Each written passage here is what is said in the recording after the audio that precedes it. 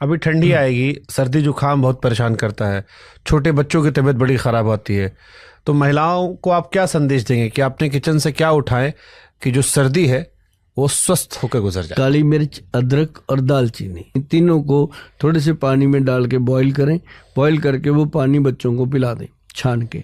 अगर बड़े हैं तो बीच में ही खिला दो सब कुछ, तो उससे एकदम चेस्ट जो है क्लीन होती है। और हो सके तो उनको बच्चों को हल्दी और हनी ऐसे करना, थोड़ी सी ऐसे हल्दी आधा चम्मच, उसमें 1 चम्मच हनी मिला के उसको ऐसे बच्चे को चटा दो रात को, तो बहुत चैन की नींद सोते हैं।